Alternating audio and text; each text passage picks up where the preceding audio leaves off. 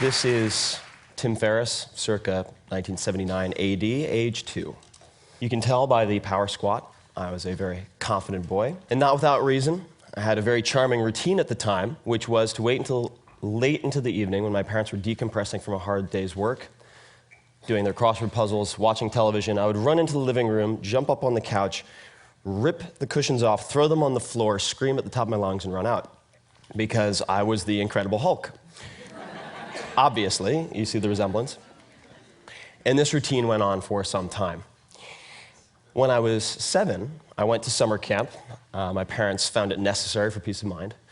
And at noon each day, the campers would go to a pond where they had floating docks, and you could jump off the end into the deep end. I was born premature. I was always very small. My left lung had collapsed when I was born, and I've always had buoyancy problems, so water was something that scared me to begin with. But I would go in on occasion. And on one particular day, the campers were jumping through inner tubes. They were diving through inner tubes, and I thought this would be great fun. So I dove through the inner tube, and the bully of the camp grabbed my ankles. And I tried to come up for air, and my lower back hit the bottom of the inner tube. And I went wild-eyed, and I thought I was going to die. And the camp counselor fortunately came over, separated us, and from that point onward, I was terrified of swimming. And that is something that I did not get over. And my inability to swim has been one of my greatest humiliations and embarrassments. And that is when I realized that I was not the Incredible Hulk. But there's a happy ending to this story.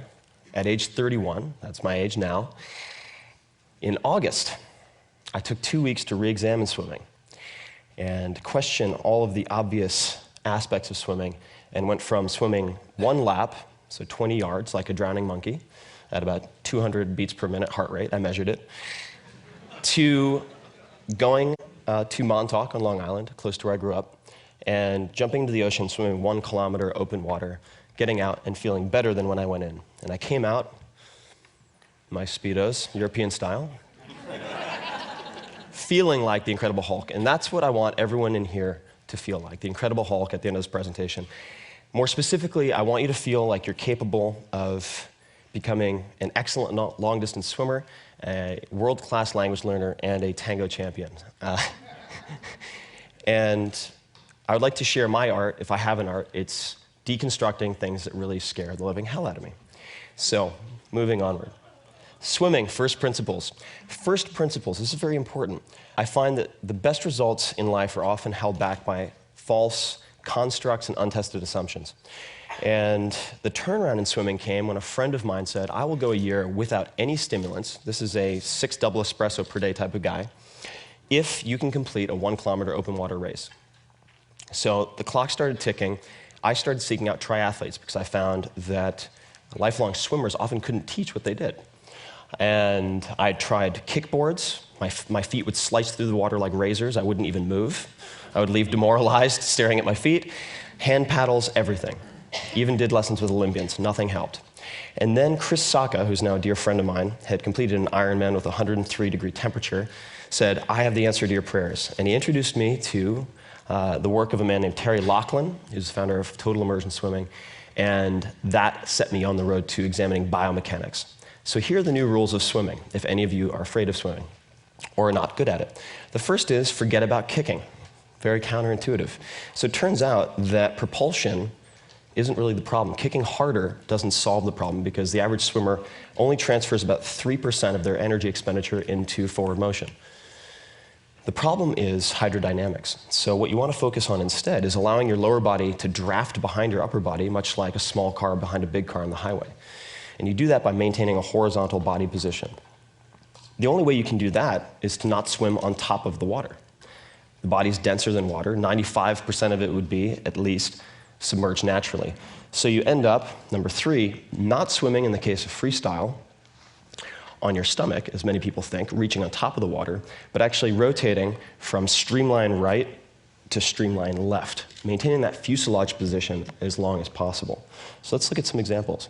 This is Terry, and you can see that he's extending his right arm below his head and far in front. And his entire body really is underwater.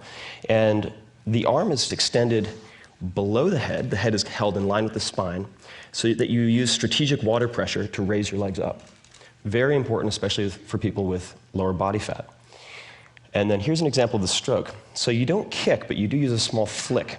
So you can see this is the left extension, and then you see his left leg, small flick, and the only purpose of that is to rotate his hips so he can get to the opposite side. And the entry point for his right hand, notice this, he's not reaching in front and catching the water. Rather, he is entering the water at a 45-degree angle with his forearm, and then propelling himself by streamlining. Very important. Incorrect above, which is what almost every swimming coach will teach you. Not their fault, honestly, and I'll get to implicit versus explicit in a moment. And then below is what most swimmers will find enables them to do what I did, which is going from 21 strokes per 20-yard length to 11 strokes in 2 workouts with no coach, no video monitoring. And now I love swimming. I can't wait to go swimming. And I'll be doing a swimming lesson later for myself if anyone wants to join me. Last thing, breathing, problem a lot of us have, certainly, when you're swimming. In freestyle, easiest way to remedy this is to turn with body roll and just to look at your recovery hand as it enters the water. And that will get you very far. And that's it. That's really all you need to know. Languages, material versus method. I, like many people, came to the conclusion that I was terrible at languages.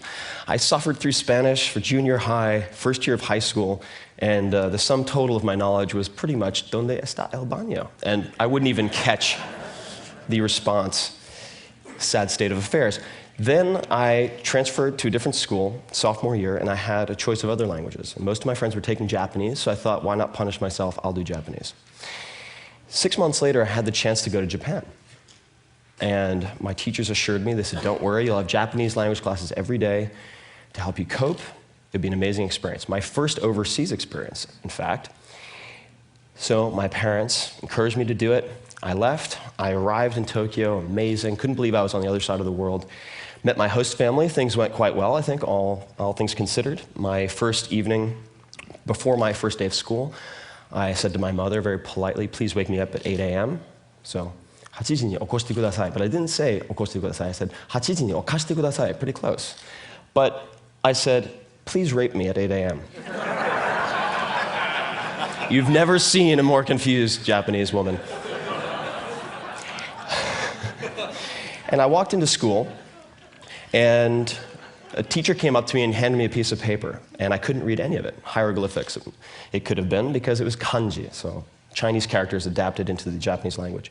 I asked him what this said, and he goes, okay.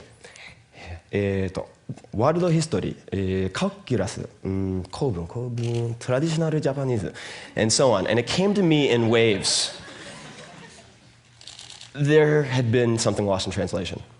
The Japanese classes were not Japanese instruction classes, per se. They were the normal high school curriculum for Japanese students. The other 4,999 students in the school who were Japanese, besides the American. And that's pretty much my response. And that set me on this panic-driven search for the perfect language method. I tried everything. I went to Kinokuniya. I tried every possible book, every possible CD. Nothing worked until I found this. This is the Joyo Kanji Hyo. This is a tablet, rather, or a poster of the 1,945 common use characters as determined by the Ministry of Education in 1981. Many of the publications in Japan limit themselves to these characters to facilitate literacy. Some are required to. And this became my holy grail, my Rosetta Stone. And as soon as I focused on this material, I took off. And I ended up being able to read Asahi Shimbun, Asahi newspaper, about 6 months later, so a total of 11 months later, and went from Japanese 1 to Japanese 6. Ended up doing translation work at age 16 when I returned to the US. And have continued to apply this material over method approach to close to a dozen languages now, someone who was terrible at languages, and at any given time, speak, read, and write 5 or 6. And this brings us to the point, which is, it's oftentimes what you do, not how you do it, that is the determining factor. And this is the difference between being effective, doing the right things, and being efficient, doing things well, whether or not they're important. And you can also do this with grammar. I came up with these 6 sentences after much experimentation. Having a native speaker allow you to deconstruct their grammar by translating these sentences into past, present, future. We'll show you subject, object, verb, placement of indirect, direct objects, gender, and so forth. From that point, you can then, if you want to acquire multiple languages, alternate them so there's no interference. We can talk about that if anyone's interested. And now, I love languages. So ballroom dancing, implicit versus explicit. Very important. You might look at me and say, that guy must be a ballroom dancer. But no, you'd be wrong. Because my body is very poorly designed for most things, pretty well designed for lifting heavy rocks, perhaps. And I used to be much bigger, much more muscular, and so I ended up walking like this. I looked a lot like a orangutan, our close cousins, or the Incredible Hulk. Not very good for ballroom dancing. I found myself in Argentina in 2005, decided to watch a tango class, had no intention of participating. Went in, paid my 10 pesos, walked up, 10 women, 2 guys, usually a good ratio. The instructor says, you are participating. Immediately, death sweat. Fight or flight, fear sweat, because I tried ballroom dancing in college, stepped on the girl's foot with my heel, she screamed. I was so concerned with her perception of what I was doing that it exploded in my face, never to return to the ballroom dancing club. She comes up, and this was her approach to teaching. Okay, come on, grab me. Gorgeous assistant instructor. She was very pissed off that I had pulled her from her advanced practice. So I did my best, didn't know where to put my hands, and she pulled back, threw down her arms, put them on her hips, turned around and yelled across the room, this guy's built like a goddamn mountain of muscle, and he's grabbing me like a fucking Frenchman. Which I found encouraging.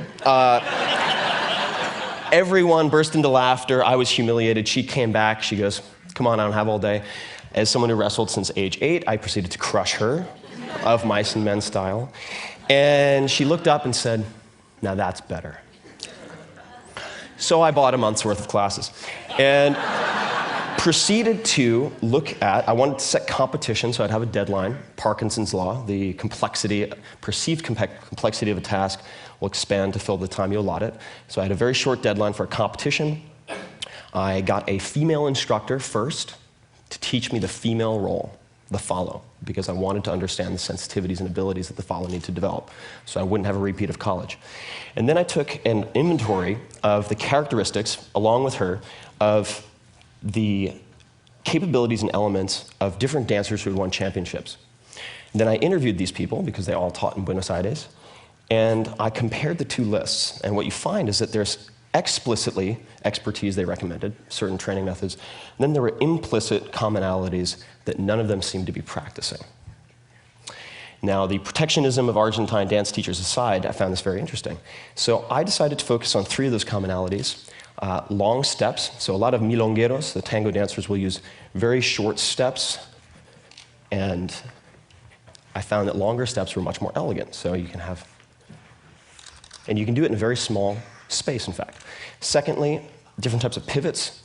Thirdly, variation in tempo. These seem to be the 3 areas that I could exploit to compete if I wanted to compete against people who've been practicing for 20 to 30 years. That photo is of the semifinals of the Buenos Aires Championships 4 months later. Then 1 month later, went to the World Championships, made it to the semifinal, and then set a world record following that 2 weeks later. I want you to see part of what I practiced. And I'm going to jump forward here. But this is the instructor that Alicia and I chose for the male lead. His name is Gabriel Misé, one of the most elegant dancers of his generation, known for his long steps and his tempo changes and his pivots. Alicia, in her own right, very famous. So I think you'll agree they look quite good together. Now, what I like about this video is it's actually a video of the first time they ever danced together because of his lead. He had a strong lead. And he didn't lead with his chest, which requires you lean forward. I couldn't develop the attributes in my toes, the strength in my feet to do that. So he uses a lead that focuses on his shoulder girdle and his arm. So he can lift the woman to break her, for example, as just one benefit of that. So then we broke it down. This would be an example of one pivot. This is a back step pivot. There are many different types, and I have hundreds of hours of footage. all categorized, much like George Carlin categorized his comedy.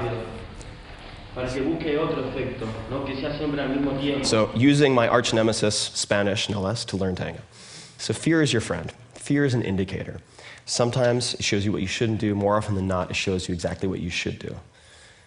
And the best results that I've had in life, the most enjoyable times, have all been from asking a simple question: what's the worst that can happen?